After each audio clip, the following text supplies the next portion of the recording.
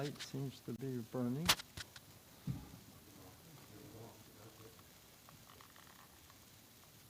So, can't tell if it's, it's not, I'm not, oh, it is? Oh, okay, wonderful, okay. I don't need to hear, you, just you. Well, I'd like to start with prayer with you, please. Let's bow our heads. Our Father, we're thankful for your grace and mercy, fresh every moment. And just now I'm asking that you'll bless this presentation.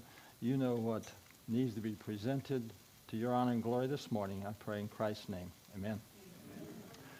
So I have this interesting task to present to you the exciting power of life of hydrotherapy in natural remedies and in healing, but in 30 minutes. So, but what I want, so I just want to emphasize this. The subtitle says that ultimately it's much more than just medical science.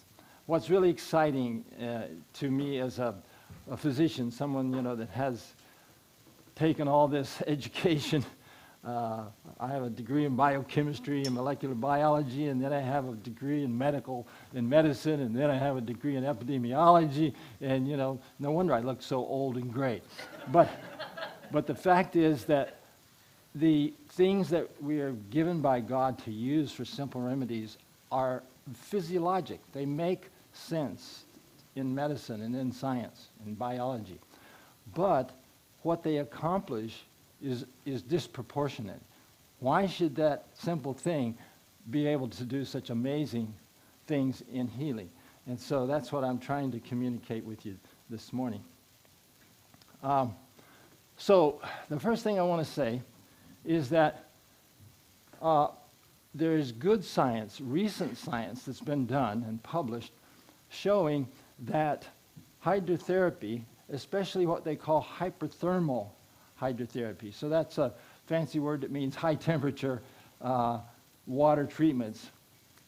Actually, and I'm just going to use one illustration because we have a limited amount of time, but I'm going to show you what the science shows that high temperature hydrotherapy can do to the SARS-CoV-2 virus. Now, you might be familiar with that one because that's the one that just created the COVID-19 pandemic. And so, turns out that in our immune system, and you don't have to understand this whole graph. If you're interested in more, I can get copies of this for you to see afterwards. But you can see on the left-hand side there where the infection takes place is the beginning of this process. So when an antigen, something foreign to our body, enters our body, it is designed by God to recognize this as foreign, doesn't belong here. And the immune system is the mechanism by which this is dealt with to keep it from hurting or killing us. And so if you notice, the next phase is called the innate immune response, okay? And I'm highlighting this with the color there. So the innate immune system, some have described as that part of our immune system that shoots first and asks questions later. In other words, this part of our immune system does not need to know exactly what the germ is. It is programmed to, it's sort of like the guard at the door, okay, that just knows this person, this thing does not belong here. However, what's so interesting is that the SARS-CoV-2 virus, one of the reasons that it had so many people going into intensive care is that it has the ability to hinder that innate immune system. And for people who had a weak innate immune system, they were the ones that were most likely to need to go into the hospital to get better. Okay, but thank God, there's another, there's a backup, if you will. There's what's called the adaptive immune system. And so this is part of our immune system that actually learns to identify a specific enemy, a specific antigen, a specific virus. And so those of us like me, who I had my bout with SARS-CoV-2. I was down for 10 days or so, my wife and I, with COVID. So my body now has actual memory cells that can recognize that virus, and I'm sure I've been exposed to it multiple times, right? I mean, I wouldn't say that. My guess is that we're going to continue to be exposed to it as long as we live. I don't know how often, because it seems to be one that the immunity we get doesn't stop it from being communicated to someone else. So at any rate, the adaptive immune response is the one that kicks in. Takes it about 2 weeks to really become real active. And so and when you think about it, that's no wonder that we can tell that those who needed hospitalization usually were sick. Their sickest point was somewhere around 2.5 weeks. And this is because their innate immune system had not been able to stop it. The virus grows exponentially and fills your body, your lungs in particular, with this particular virus. And then the adaptive immune system has to catch up, and it takes it a while to do that.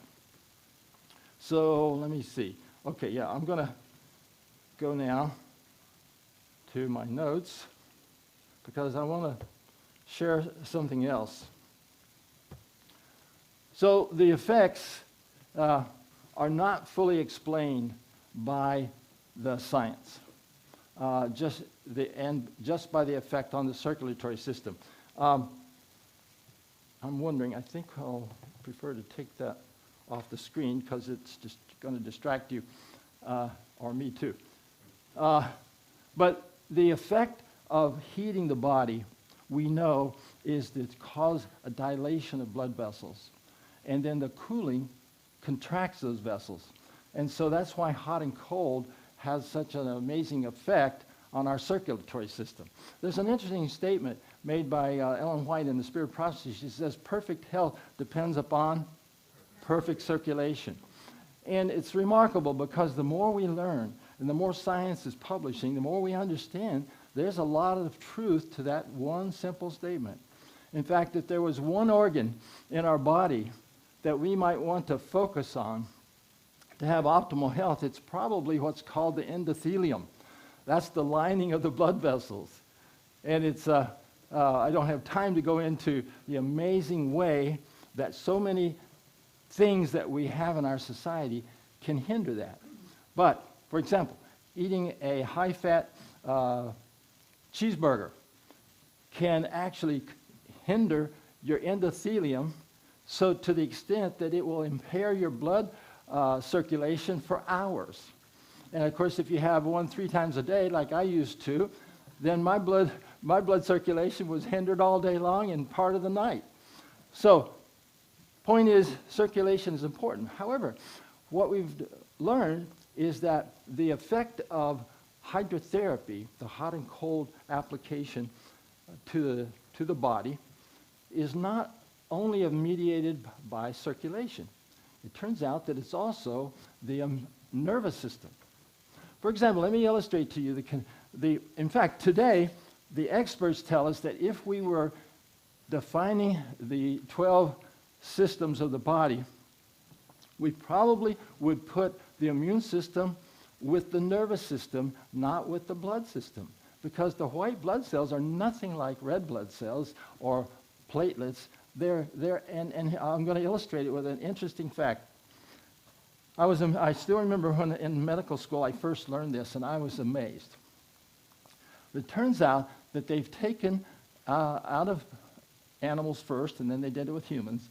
They take the blood out of our body.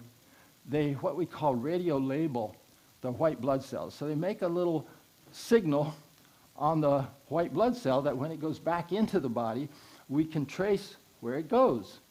And they've discovered that our white blood cells have assigned parking in the lymph nodes. Our white blood cells taken out of the body, labeled, put back in, go back to an approximation, just close to a neuron, the same neuron each time, in the lymph gland. So they have assigned parking. That's why if there's a germ that comes into my body through my nose, my nervous system can stimulate my entire white blood cell system, it doesn't have to wait for that germ to get to every part of my body. Another interesting thing about that is that they've determined that the innervation of a lymph gland, okay, most common one that you can feel easily is right under your chin here. You can feel a little bulge. If you have a bad sore throat, it'll be large and sore sometimes. That gland is more highly innervated than the sinoatrial node that controls your heart rate. In other words, there's a lot of nerve tissue going into your lymph glands to connect up with your immune system. So those are just a little factoids there to help us understand how amazing and wonderfully made we are, and why hydrotherapy treatments are so physiologic.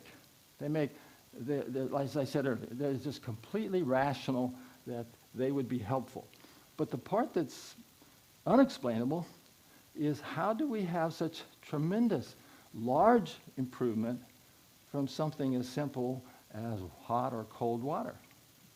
It just doesn't make sense unless you know something about what God has said in His Word.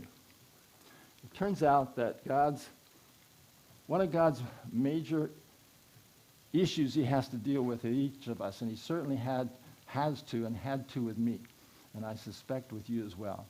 And that is, He uses the simple things to confound the wise, because we think we are so smart. I mean, I'm ashamed to, I don't even want to try to describe to you how self-inflated I was in my 20s. No wonder that some of the people that knew me cared to have nothing to do with me. But I'm not the only one. I think Nebuchadnezzar had a similar problem. So I have good company. But actually, by God's grace, I'm ashamed of that. And I have spent a lot of time over the years praying I want to be different, Lord. I don't want, this is ugly. Being puffed up, ultimately, it's ugly. But not only that, it misrepresents my God. I'm impressed to tell you something. So when I was converted in my mid-20s, which was a miracle in itself, I remember the night before my baptism.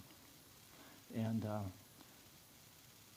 I had the habit of kneeling by my bed, talking to the Lord before going to bed. But that night, I didn't get in bed for a long time, because the burden on my heart was, I knew how ugly I had been, and I was just pleading, Lord, I don't want to be another hypocrite. The world doesn't need another hypocrite. And unless you can promise and show me that I'm going to be different, I'm not ready to do this. And I hope you can relate to that, but the problem with that question is, well, how do you know? And what ultimately happened was, I realized, just like Luther on those stairs, the just shall live by faith. Amen. It's true, John, because I said it. The creator of the universe, my creator, said, I will do that. And so I realized it was coming down to, did I have faith in God or not? I thought it was about my hypocrisy or potential for hypocrisy, but then I realized it's really one of the very first serious tests I had about living by faith. So what I want to share next is that there's much more to this than the hydrotherapy, the physiology, the physicality. And I wanted to share something I think I shared last night, but it's a statement that you're going to hear me say much. In fact, with my patients, I always share this with them, each one. And that is, we're told in the book, Second Selected Messages, page 346, natural means used in accordance with God's will bring about supernatural results. It goes on to say, we ask for a miracle. I hope you are asking for miracles. You see, we won't ask for miracle if we are thinking of it as though, do I deserve it? We never deserve it. But we are actually scolded for not asking for miracles. So let's ask for miracles. So anyway, it says, we ask for a miracle, and the Lord directs the mind to some simple remedy. You know, I'm a physician. I'm supposed to, according to the world's idea, you know, the physicians, they know everything. You just go to them, they'll fix you. Well, of course, that's wrong. That's a bunch of hooey. And and the physicians, and there are, by the way, I have had the privilege of working with like Dr. Leonard at Loma Linda.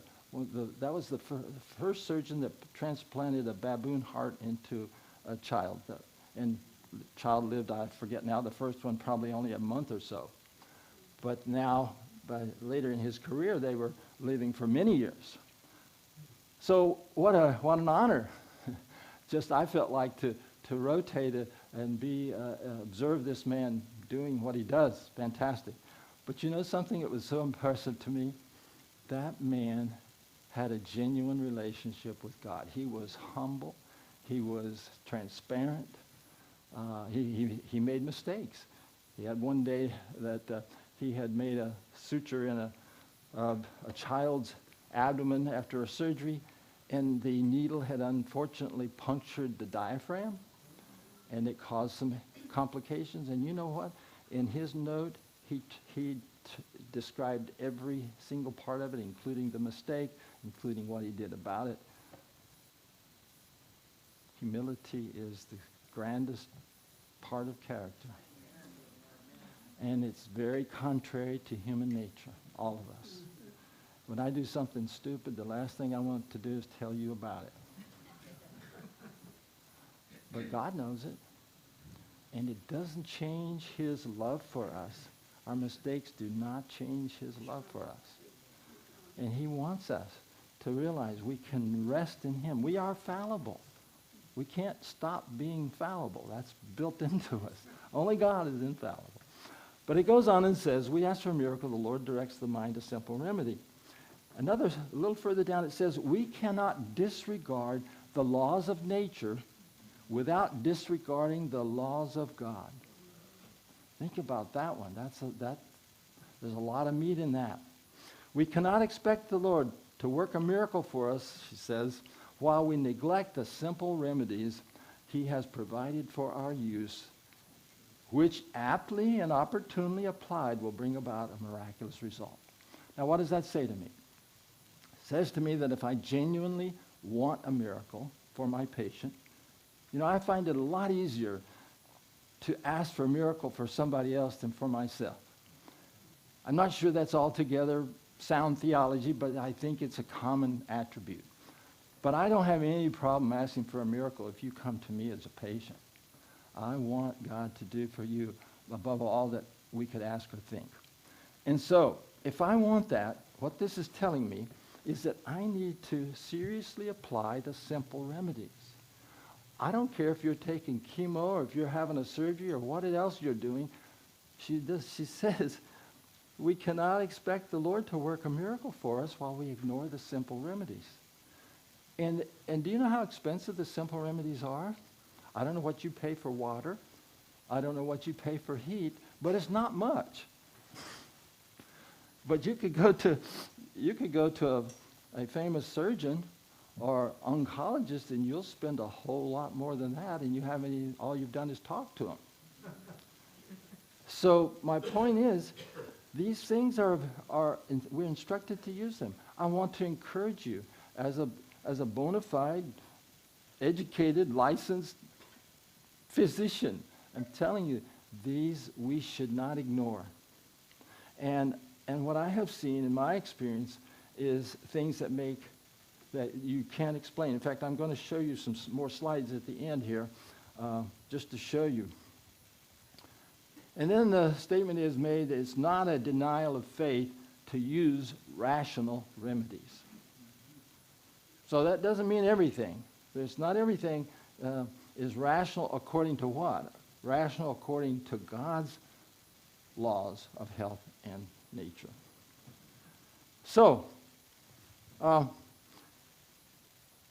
we're told that we cannot work the same way that Christ did or the disciples. We talked about this last night, because Satan is prepared spurious miracles that he will work at the end, then he will claim to be divine. See, we do understand, right, that there's a great controversy. All things are taking place in the context of this controversy. What was this controversy? In case this is a new thought to you, let me explain it. The great controversy is when Lucifer, the highest shining angel in heaven, this is basically brought out in Revelation, but it's a study too deep, I can't go into it, but believe me, the Bible teaches that a war was in heaven, right? Revelation 12:7, and there was war in heaven. Oftentimes, I talk to Christians whom I love to talk to anybody, especially if they're a Christian. And many times I find that they non-Adventists don't realize that the war started in heaven, not on this earth, not with the wars in Daniel. So, in this controversy, Lucifer made a charge. He charged in all of heaven, in front of everyone, that God was arbitrary and unfair, and that he was selfish, and that what we needed to do was, we meaning all the heavenly beings, is we need to take care of ourselves. We're capable of watching out for ourselves, doing what's good for ourselves, and that is a very powerful temptation to fallen human beings, of which I'm one. It's a radical idea. We sometimes think of some religions that have the idea of self-martyrdom as being radical. I'll tell you what's more radical than that. And that is to put other people ahead of yourself. To sacrifice yourself for somebody else that from your human standpoint don't deserve it. I mean, Christianity is actually more radical than any religion I know of on the planet when you really look at it. But, so we have a method has been outlined for us by God to combine a work of physical healing with a work of preaching the gospel. And that is what we're going to be talking about in general this entire weekend, this time that we're here, today and tomorrow morning with some of you. And we're trying to explain in a simple way, with a broad brush, how we can combine physical healing with forgiveness of sin, because that together is the gospel. One piece alone is not the full story. And I'm sure you're going to hear that said in many different ways and by many different ones of us this weekend. So I want to share one other thought, I think, and then I'm going to show you the couple more slides of results from the programs that God has given us. Because we are just ordinary folk like you that are seeking to understand God's will and do it to the best of our ability. And that has led to something that we call an immersion, and something also that we call Start a New Me. Okay, let me bring this up. Yes. And then I want to show you some results. In medicine, we like to have blood tests and quantitative stuff. What I'm showing you is a very complex-looking graph. I'm going to show you. All you really need to realize is this is the first 23 health guests that we had in the immersion program that was done in Grand Rapids after working with Pastor Ron and the team at Village, where we developed this over a couple of years. I think we had already done 2 at Village before we went up to Grand Rapids. And what you see is that there's, along the bottom there, it says weight, systolic blood pressure, total cholesterol, and so on. These are the different measures that we take in blood tests. And these tests, by the way, were done 7 days apart. Now, if there's any clinicians in the room, You know, that's ridiculous. You don't do blood tests 7 days apart. I mean, blood sugar might change dramatically, but most stuff, I was taught it wouldn't change. But we had to do this because it was a 10-day program, and we had to have the second blood test in time to show the people what the results were. And I will tell you, candidly, to all the clinicians in this room, I was on my knees praying feverishly the first time I ever ran a blood test in less than 2 weeks. But the yellow, let's take one like glucose, sort of in the middle, the glucose there. The yellow is the average beginning and ending blood sugar for the whole group of 23 people. And you can see that's 103, started off, dropped to 96. But the orange in the middle is the group of people who had high blood sugar. They were diabetic when we started. And you can see their average was started off at 249 and dropped to 125. And then the red is actually the person that had the highest change. So one person had 263 and dropped to 84. Amen. You know. Now think about this. Yeah. So think about this. So here's this doctor. The patient comes into this program. It's being conducted in the church. It's got hydrotherapy and tubs and hot and cold water and all this unusual stuff. And this a true bona fide licensed doctor is talking to them and praying for a miracle that we're going to use these simple things and see what God will do. And that happens. What do you think they think? Amen. They think it's a miracle. Yeah, it is. I think it's a miracle. I don't know what you think, but I'll tell you what, I've been training physicians for a long time. I don't know, maybe 10 years I've been training physicians and nurse practitioners, nurses, and I can tell you one of the most almost universal things that they say is they say, how can this simple thing you're doing make so much change? And what is the answer? You tell me. That's right. I tell them, the only explanation I have is it's a miracle. Now, the kind of miracle that Christ did in the disciples, I mean, you remember John and Peter at the beautiful gate, and he said, such as we have, rise up and walk.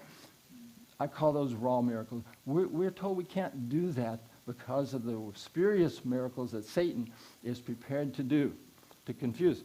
So what she says is that God now works through simple things, simple remedies that bring about supernatural results. Well, I need to rush on.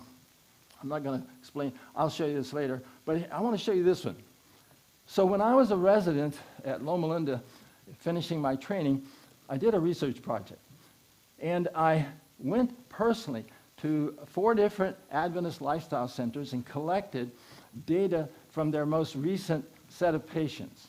So I got about 30 people at each one of these centers. I pulled all that information. Remember, I took a degree in epidemiology, so what I used that skill to do was I compared what are the results from these church-based programs with residential programs. And there are different lengths and so on, and so how would you compare apples to apples? So I decided the smartest thing to do would be to compare the percent change per day, because that way, the length of the program is adjusted for and so forth.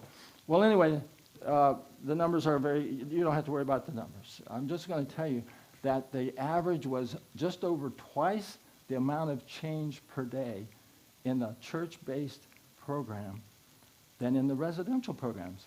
Now, I'm not saying that they're not good. They are good. I'm actually working in Eden Valley right now. I flew out here to be with you, but I'll be flying back to finish up the session there. And I believe in that. But what we've learned is that most of the change occurs early in the lifestyle change. And so that's part of what's happening here. I'm measuring blood tests 7 to 14 days apart, whereas the lifestyle centers are measuring much longer, 14 to 20 days apart. Anyways, and there's one other thing I wanted to say, and then I got to stop. Well, but I don't think we should rush on. So I want to make sure everybody understands what he's saying. the program that you're considering doing gets better results than going to one of the lifestyle centers. When you bring Christ into the community, and it's done in a church, and John was in IT. He was a computer person before, so he's very detailed. Then you put his epidemiology study in there. The program that this church and you guests are considering gets better results than somebody off to these other places. Yes, and I personally I believe that is because we are doing what God has asked. Yeah. He wants to do miracles. I mean, that's as plain as his nose on your face. In the Bible, Spirit of Prophecy, many non-Adventist writers say the same thing. If you're studying Christian concepts, you know God glories in doing miracles. But to do that, it has to be representative of his law, his way, his instruction, his character. And so, yes, thank you, Pastor Rod. And I've shown this, by the way, to my colleagues that work in the lifestyle centers, and they were initially surprised, but as they thought about it, said, well, that makes sense.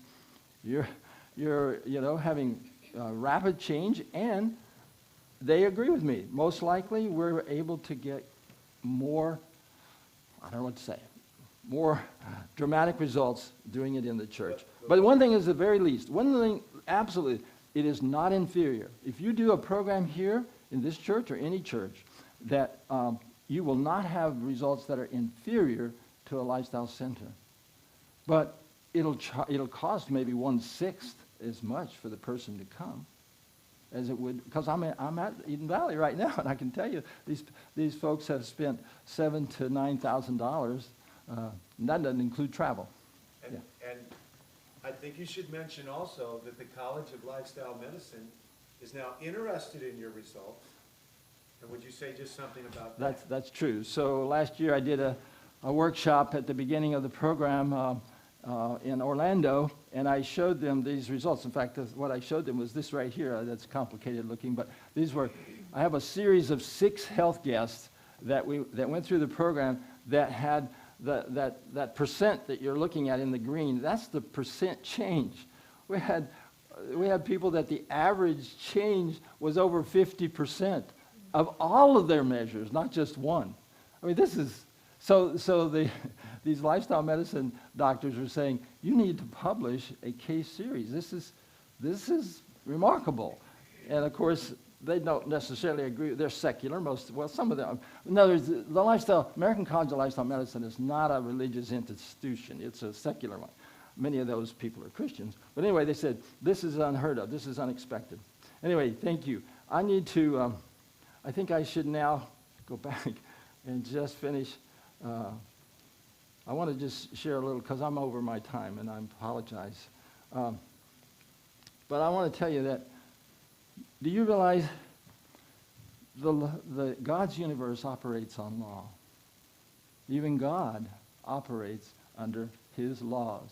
That is why Lucifer was cast out of heaven, not killed.